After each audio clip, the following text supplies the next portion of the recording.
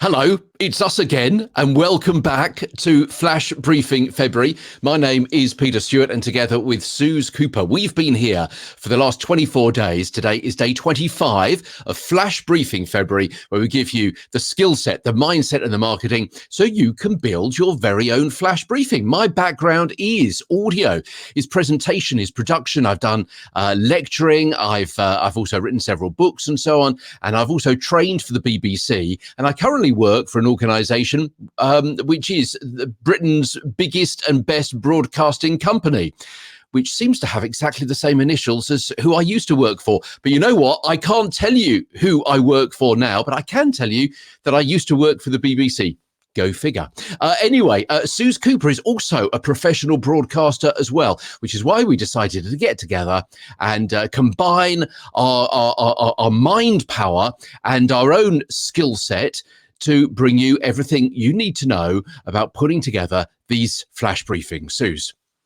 Yes, that's right. So as Peter mentioned there, I'm also in radio. I'm a news presenter on a commercial radio station. And I also work for a voice consultancy in London, creating voice skills and actions for Alexa and Google Assistant and all such like. So as Peter says, here we are today. We're going to be talking about how to feed your briefing. Now, if you've been following these little videos day by day, you should be at the point where you know which equipment you need, what topic you might want to be thinking about doing your flash briefing on, and all kinds of different tips and tricks that we've given you over the different days to be building up your briefing. So now you've got your briefing, it's all plumbed into the Amazon developer dashboard. How do you keep it going? Peter, this is something that is kind of an ever-going topic for us, isn't it? As flash briefing creators, how do we sustain this level of content and keep it going day after day? How do you do it?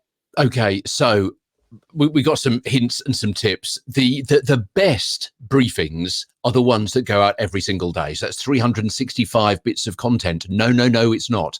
Because sometimes you can repeat your content. Let me give you a couple of ideas. I've got a daily events guide.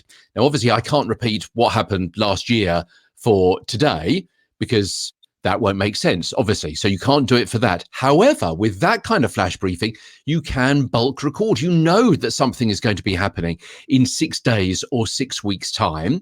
So you can certainly plan and perhaps produce and record that content way ahead of time.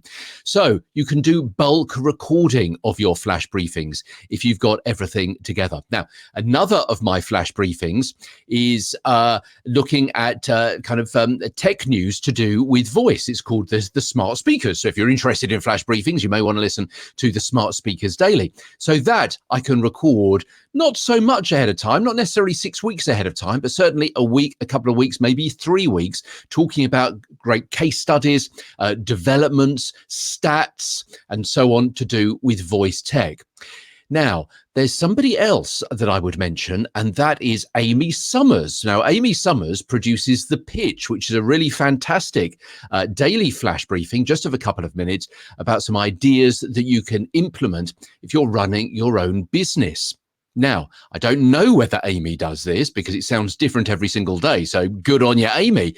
However, what she could do is every 6 weeks or 6 months, she could start repeating some of the very best ones that she's produced already. So there's 3 different things you can do there.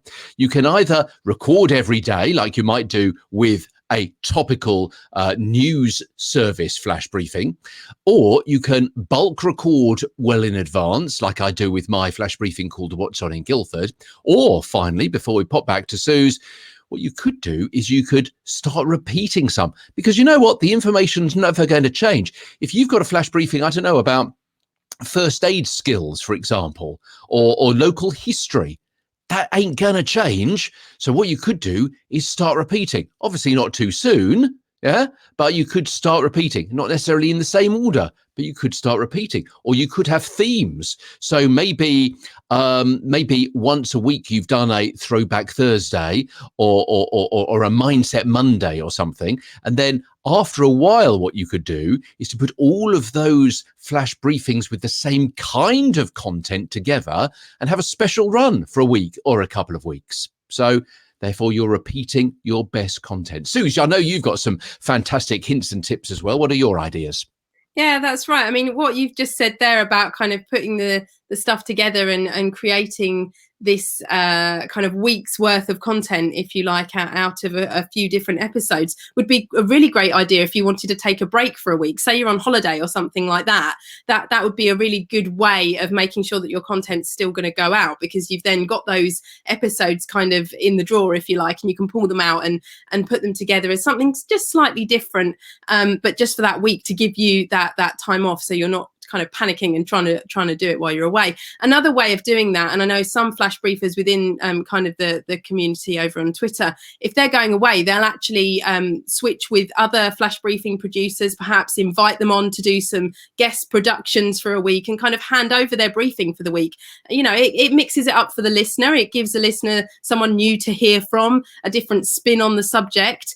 And it also, again, allows you to kind of take that step back. Now, another thing that I would definitely suggest is making sure that your workflow is really simple and easy. So if you can have everything that you need set up so that you can just hit record, then that is obviously going to cut down on that feeling of, oh no, I've got to go and record the briefing. You know, it's not so much I've got to set up the mic and I've got to plug it into this and then I've got to find that and I've got to find the quiet spot and all the rest of it. If you can find kind of somewhere that is kind of permanently set up, if you like, for you to go in there and be able to record, then particularly if yours is a reactive flash briefing and is kind of something that does need topping up every single day, then, you know, it just cuts down on the friction barrier of something kind of getting in the way of you actually hitting record and doing it.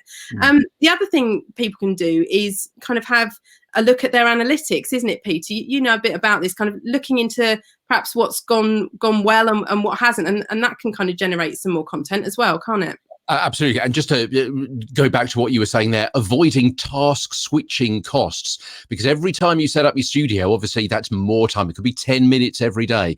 Whereas if you bulk record, obviously, you're only spending that 10 minutes and then you're knocking off a week or a fortnight's worth of audio all together. So that is really important. And also earlier on in the course, we talked about recording on your mobile phone as well. And another way to save time is doing that. And another way to save time is perhaps recording straight into Spreaker, whether it's on your desktop or whether it's on your app, because that is where you can play in as you record your theme tune, which is really, really useful. And if you play in your theme tune and your theme tune already has a fade on it, then you don't have to bother about that either. Yeah, so you're saving all that mixing and production and editing time.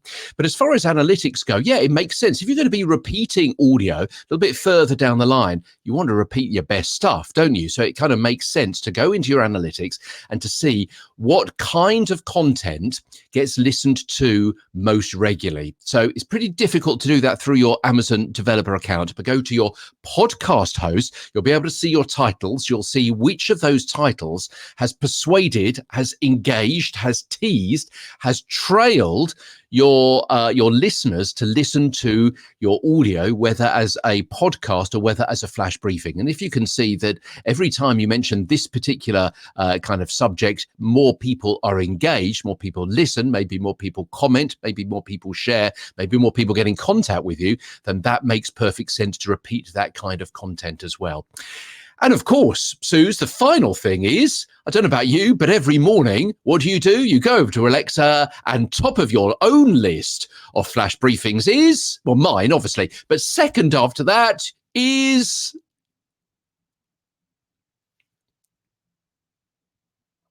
Second after that, can't hear Suze at the moment, but second after that is your very own flash briefing, yeah? Because you've got to be able to check that your content is going out, that it's up to date, you haven't missed something maybe, or you've put in the wrong time for it to be uploaded and to be played automatically, to be made available for Alexa.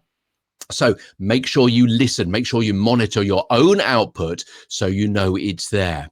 And also you can get a bit of a feel, if it's among other people's flash briefings too, that it is the right kind of audio level, it's the right kind of duration, it's the right kind of pace, it's the right kind of content. So all of those things put together. That's right. Definitely listening to your own briefing is a really good top tip. So we'll be back tomorrow with day 26. We'll catch you then.